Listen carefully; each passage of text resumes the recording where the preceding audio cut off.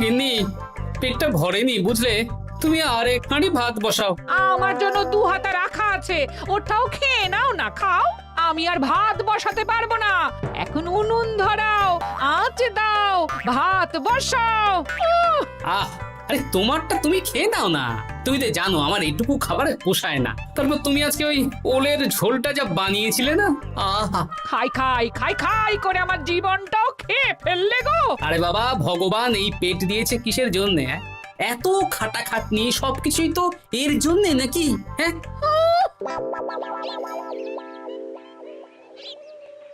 দাদু, অনেকদিন ভূতের গল্প শুনিনি, আজকে আমরা ভূতের গল্প শুনবো। বেশ, শোন তাহলে। আমাদের রাজ্যে আজ থেকে বেশ অনেক বছর আগে একটা খুব পেটুক লোক থাকতো। তোমার মতন পেটুক? বলতে পারিস, কিন্তু ওর গিন্নি ওকে ভালো মতো খেতে দিত না। তাই একদিন না খেয়ে খেয়ে অক্কা পায় আর ভূত হয়ে এদিক সেদিক ঘুরতে থাকে। তারপর কি হলো দাদু? তারপর তো সে এক মজার ব্যাপার।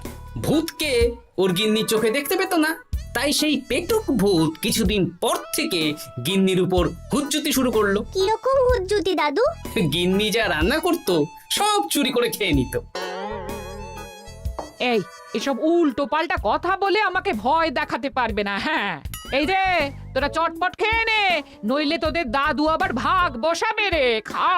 আচ্ছা দিদা। এই শোনো না, তুমি আমার জন্যেও আরো কয়েকটা বেগুনি ভাজো। হ্যাঁ, এই তো একটু আগে 4টে বেগুনি আর 1 বাটি মুড়ি দিলাম। হ্যাঁ, আরে সেগুলো তো পেটের কোন কোনায় হারিয়ে গেছে গিন্নি। তুমি ভাবো আমিও হারিয়ে গেছি?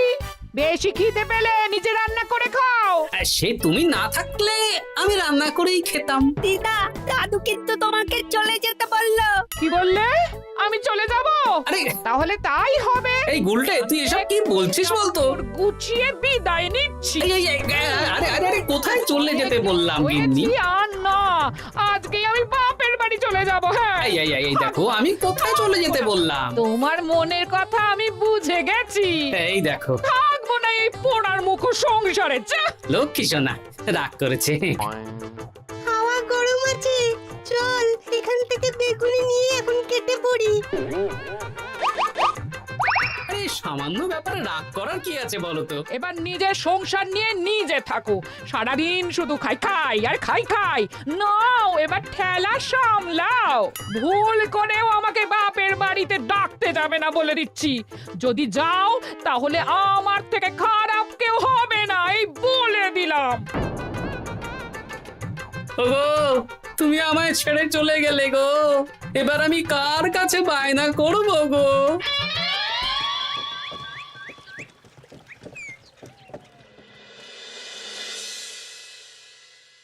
কিরে, তুই একা একা?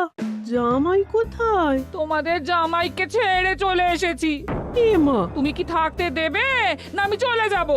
এসব আবার কি কথা বলছিস তুই? হ্যাঁ, এ তো তোরও বাড়ি। আমাদের ভাত ডাল জুটলে তোরও জুটবে। কি হয়েছে রে দিদি? দিন রাত খেটে খেটে কয়লার মতো পুড়ে যাচ্ছি, আর ওনার বায়না শেষ নেই। সারাদিন শুধু খাই খাই আর খাই খাই। এবার বুঝবে জামাই বাবু। হ্যাঁ, নিজে হাত পুড়িয়ে রান্না করার ঠেলা।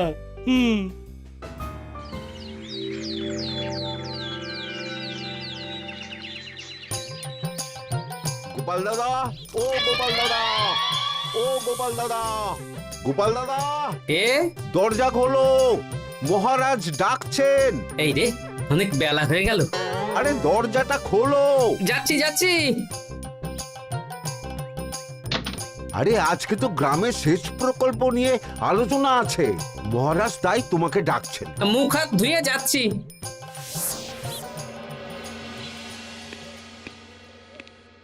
দেখুন মহারাজ, দেখুন, এত বেলায় গোপাল এলো, তাও নিজে আসেনি, ডেকে নিয়ে আসতে হলো। সত্যি গোপাল, আজকে এত জরুরি একটা আলোচনা সভা, কোথায় তুমি তাড়াতাড়ি আসবে? তা না করে গোপাল বাড়াবাড়ি করে ফেললো। গোপাল, এই আমি শেষবারের মতন বলে দিচ্ছি, ফের যদি এরকম রাজসভায় দেরি করে আসতে দেখি, তাহলে কিন্তু কড়া ব্যবস্থা নেব। আসলে মহারাজ, আমার গিন্নি গতকাল রাগ করে বাপের বাড়ি চলে গেছে, তাই বেশ হয়েছে। আচ্ছা, যে জন্য আজকের আলোচনা সভা ডাকা হয়েছে সেটা হলো আমাদের রাজ্যের দক্ষিণে একটা সেচের জন্য পুকুর খনন করা হচ্ছে।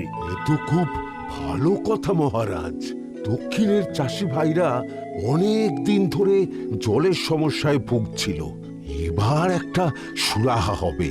কিন্তু এটার জন্য তোমাদের বেতন কয়েক মাস কম পাবে তোমরা। একি কেন মহারাজ?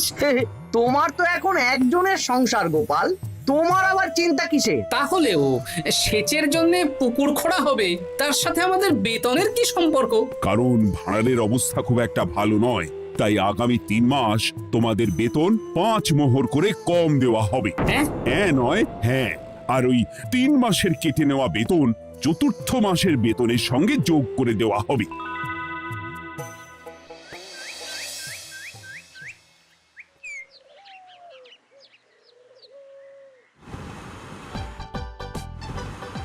কি দাদু, এ তোমার চোখ মুখের কি অবস্থা? কালি ঝুলি মেখে ভূত। কি আর করবো বল, এসব কি আমার কাজ রে? কালকে ভূতের গল্প শোনাচ্ছিলে, আজকে নিজেই ভূত সেজে বসে আছো।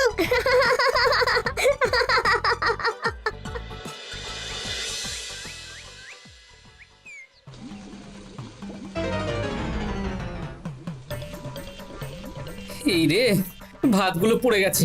দূর দূর দূর, এভাবে হয় নাকি? না, এবার থেকে ভোজনালয় থেকেই খাবার খেতে হবে।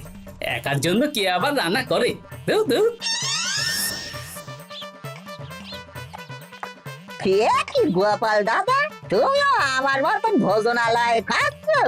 আমার না হয় বাড়িতে রান্না করার কেউ নেই। আমারও নেই, যে ছিল সে ছেড়ে চলে গেছে। ভাই, আর একটু ভাত দেবে? গোপাল দাদা, ভাত আর হবে না গো, আরো কয়েকজন দৈনিক খদ্দের আসবে, তাদের জন্য রেখে দিয়েছি। তাহলে কি আর করা যাবে? একটু একটু ওই তরকারি একটা শাল পাতায় মুড়ে দে, বাড়িতে গিয়ে মুড়ি দিয়ে খাবো। আচ্ছা, তা দিচ্ছি। তুমি খাওয়া হয়ে গেলে হাত মুখ ধুয়ে নাও। আচ্ছা গোপাল দাদা, গিন্নিমা চলিয়ে গেল কেন? সে তোর গিন্নিমাকে গিয়ে জিজ্ঞেস কর। সে তো জিজ্ঞেস করতেই হবে, তোমার মতো একটা ভালো মানুষকে ছেড়ে চলিয়ে গেছে।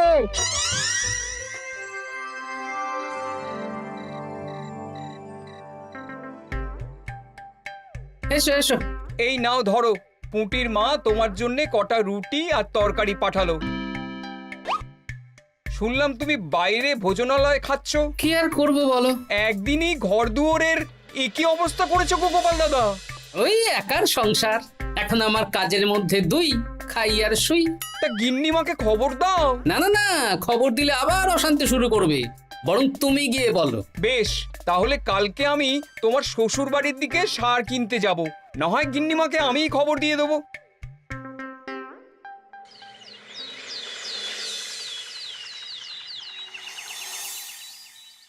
বাড়ি ঘর অগোছালো, তাতে আমি কি করতে পারি? এখন আমি আর ওই বাড়িতে থাকি না। হ্যাঁ, শুধু তাই না, গোপাল দাদা বাইরে ভোজনালয়ে তেল মশলা দেওয়া উল্টো পাল্টা খাবার খাচ্ছে গো। থাক, আমাকে এসব কথা শোনাতে আসবে না পুটির বাবা। আমার খাটতে খাটতে জীবনটা কয়লা হয়ে গেছে, কয়লা। ওনার বায়নার শেষ নেই। হ্যাঁ, বুঝলে গোপাল দাদা, আমি গিন্নিমাকে অনেক করে বোঝালাম, কিন্তু কিছুতেই কোনো কথা শুনলো না। বেশ, শুনতে হবে না। এরকম বললে হয় নাকি?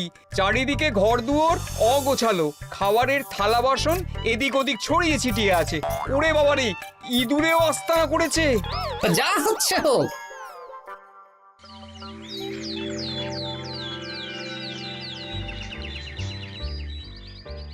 ভোলা, আটটা কচুরি দাও তো ঝটপট, খেয়ে রাত সভায় চলে যাব। এই নাও। ও গোপাল দাদা, শুনলাম নাকি গিন্নিমা বাড়ি ছেড়ে চলে গেছেন? হ্যাঁ, ঠিকই শুনেছো। তাই বাইরের খাবার খেয়ে কতদিন কাটাবে? এভাবে তো তোমার শরীর খারাপ করবে। ওই শরীরের নাম মহাশয়, যা সবে তাই সয়। রান্না বান্না করছো বাড়িতে? না, রান্না করার লোক নেই, আর আমার দ্বারা ওসব কালিঝুলি মাখাও সম্ভব না। দেখো গোপাল দাদা, এই রোজ রোজ বাইরের খাবার খাওয়া ভালো নয়। ভাবছি আরেকটা বিয়ে করব। হ্যাঁ, বলো কি? গিন্নিমা জানলে তো? জানলে জানুক, ও তো এখন আর আমার কেউ নয়। গোপাল দাদা আরেকটা বিয়ে করবে? না না না না না, গিন্নিমাকে বলতেই হবে ব্যাপারটা।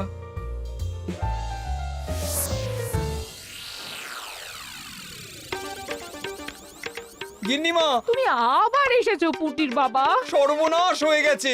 আবার কি সর্বনাশ? হ্যাঁ, বাড়ির চারিদিকে অগোছালো, ইঁদুর মশা মাছি ঘুরে বেড়াচ্ছে। আমি আর ওই বাড়িতে যাব না। গোপাল দাদাও সেই ব্যবস্থাই পাকাপাকি করতে চলেছে, আরেকটা বিয়ে করবে। কি বললে?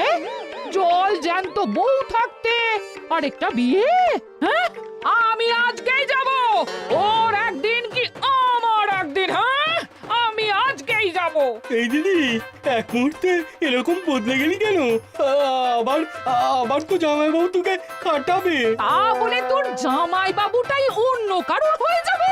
হ্যাঁ, আমি বেঁচে থাকতে আমি হতে দেব না। তাহলে দিদি আমিও যাব। ওই জামাইবাবু অতিরিক্ত খায়, জামাইবাবুর খাওয়া বন্ধ করতে হবে, বুঝলি? ঠিক আছে, চল তাহলে চল। ঠিক আছে, চলুন তাহলে। হ্যাঁ হ্যাঁ, তাই চলো। বুঝলি দিদি, আমার মাথায় একটা মতলব এসেছে। হ্যাঁ। কি মতলব শুনি?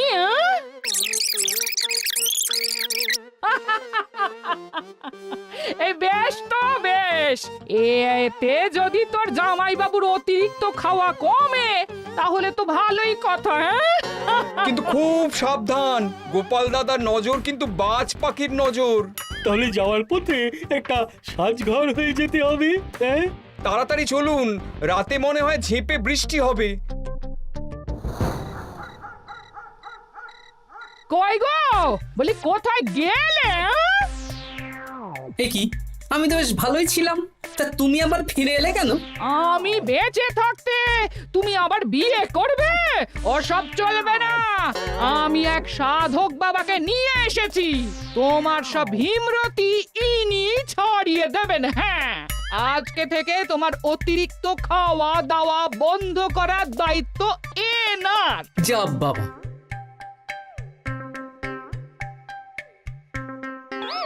কি করেছো গো?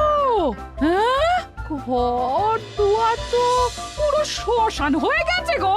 এখন আবার তোমার ঘর তুমি পরিষ্কার করো। সে করছি, তুমি যাও বাজার করে নিয়ে এসো।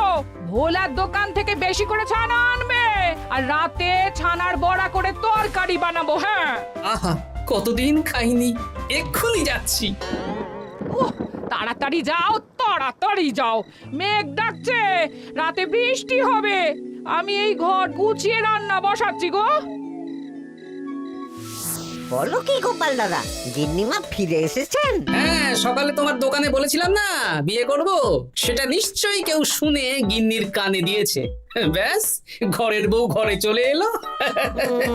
সকালে যখন তোমাকে আমি ওই কচুরি দিচ্ছিলাম, তখন তো ওই পুঁটির বাবাকে দোকানের সামনে দিয়ে হেঁটে যেতে দেখেছিলাম। তাহলে পুঁটির বাবাই খবর দিয়েছে, ভালোই হয়েছে।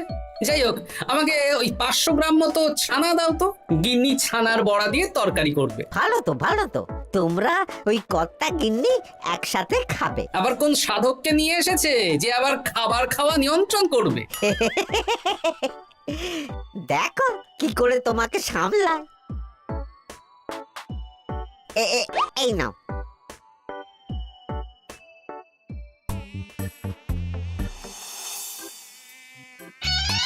দেখি গিন্নি, আমার জন্য দুটো বড়া আর ওনার জন্য এতগুলো? বেশি খেলে তোমার চেহারা ঠিক হবে না বৎস, তোমাকে রোগা হতে হবে, তাই কম খেতে হবে, বুঝলে? ঠিক আছে, আপনাকে আমি মজা দেখাচ্ছি। অগত্যা গিন্নির হাতের খাবার খাচ্ছি, এই আমার 14 পুরুষের ভাগ্য ভালো।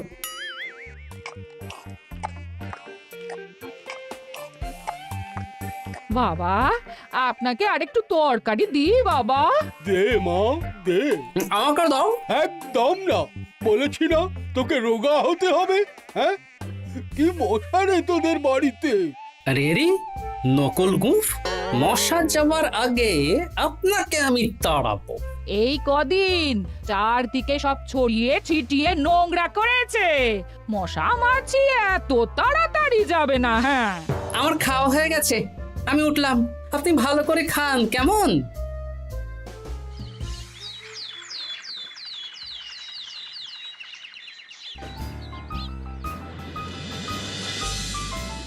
বিজ্ঞানী, আরে গোপাল যে, কি ব্যাপার? একটা সাহায্য চাই বিজ্ঞানী। বলো বলো, আমি কি করতে পারি? কয়েক টুকরো বরফ বানিয়ে দিতে পারবে? তা পারবো, কিন্তু এখন হবে না। তুমি বরং সন্ধেবেলার পর নিয়ে যেও, কেমন? খুব উপকার করলে বিজ্ঞানী। আমি ওটা বিশেষ মোড়কে তোমায় দেব, যাতে গলে না যায়। ধন্যবাদ বিজ্ঞানী। এখন তাহলে আসি।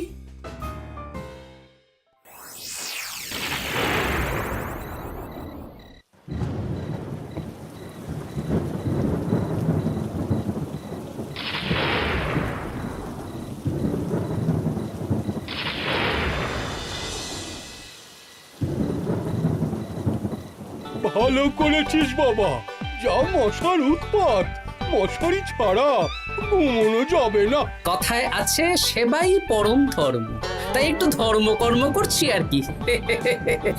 আপনি ঘুমিয়ে পড়ুন, আমরা ওই ঘরে গেলাম। হ্যাঁ, সব দরজা জানলা ভালো করে বন্ধ করে দিয়েছো তো? ঝেপে বৃষ্টি নেমেছে। হ্যাঁ হ্যাঁ, কোনো চিন্তা নেই, তুমি ঘুমো। আজকে অনেক খাটনি হয়েছে গো। হ্যাঁ, জয় ঠাকুর।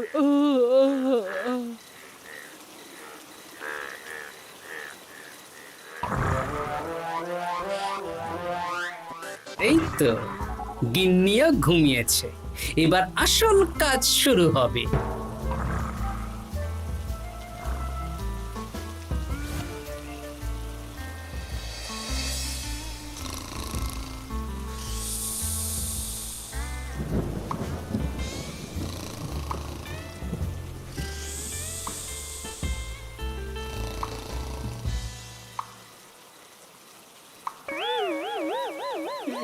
কি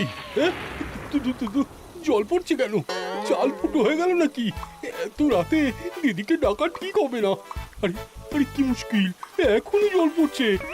আরে দূর দূর।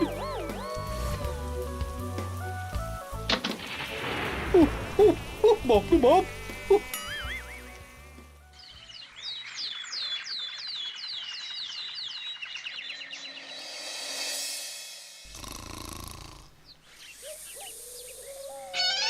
সুপ্রভাত। প্রভাত আর শু নেই। কেন? সারা রাত প্রথমে ভিজেছি, তারপরে মশার কামড় খেয়েছি। ভিজেছেন কেন? আচ্ছা, এ কি? আচ্ছা। রাতে চাল ফুটো হয়ে জল পড়ছিল।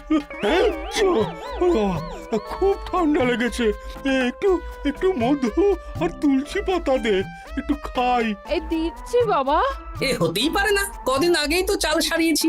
ঘরের মধ্যে তাহলে জল এলো কি করে? ঠিক যেভাবে আপনার নাকের নিচে নকল গোঁফ এসেছে শ্যালক বাবু, ঠিক সেইভাবেই। এই রে, হয়ে গেল। দাড়িটাও তো নকল। না মানে আমি বুঝিয়ে বলছি গোপাল, তুমি তো একটু বেশি করে খাও, তাই আমি ভেবেছিলাম ওই তোমার যাতে খাওয়াটা একটু কমে, তাহলে আমার দিদির খাটনিটা একটু কমবে। খাটনি কমাতে তো আপনি আসেননি, উল্টে আপনি নিজে ছলে বলে খাচ্ছিলেন। অতিথি হিসেবে এলে নিশ্চয়ই খাওয়াতাম, কিন্তু এটা আপনি ঠিক করেননি। ওগো, ও তো আমার ভালোর জন্যই করেছে। তুমি আমার বিবাহিত স্ত্রী, ও এখন তৃতীয় ব্যক্তি, তুমি ওর কথা কেন শুনবে? হ্যাঁ, প্রথমে বাচ্চাগুলো মস্করা করলো, সেই শুনে তুমি চলে গেলে। হ্যাঁ, ওরা তৃতীয় ব্যক্তি, ওদের কথায় কান দিলে। তারপর পুঁটির বাবার কথা শুনে বিশ্বাস করলে আমি সত্যিই বিয়ে করছি। হ্যাঁ, এই জন্যই তো চলে এলাম। হ্যাঁ, এখানে পুঁটির বাবাও তৃতীয় ব্যক্তি, আর তারপর শ্যালক বাবুর কথায় আমাকে কম খেতে দিচ্ছ, আর উনিও তৃতীয় ব্যক্তি। ইয়ে, না মানে? হ্যাঁ মানে, না মানে কিছু না। যখনই সংসারে স্বামী স্ত্রীর মাঝে তৃতীয় ব্যক্তি প্রবেশ করবে, তখনই অশান্তি হবে। নিজেদের সমস্যা আমরা নিজেরাই ঠিক করে নেব। আচ্ছা গো, আচ্ছা ঠিক আছে, আর কোনো বাইরের লোকের কথা শুনবো না। এবার বলো তো, ছাদ থেকে জল পড়ার ব্যাপারটা কি? ওটা তো কাল রাতে মশারির উপরে বরফ রেখেছিলাম, আর সারা রাত ধরে বরফের জল শ্যালক বাবুর গায়ে পড়েছে। ছাদ ঠিকই আছে গিন্নি। হ্যাঁ নয় হ্যাঁ, কাল যখন খাবার খাওয়ার সময় দেখলাম আপনার গোঁফ খুলে যাচ্ছিল, আপনি ঠিক করলেন, তখনই একটা সন্দেহ হয়।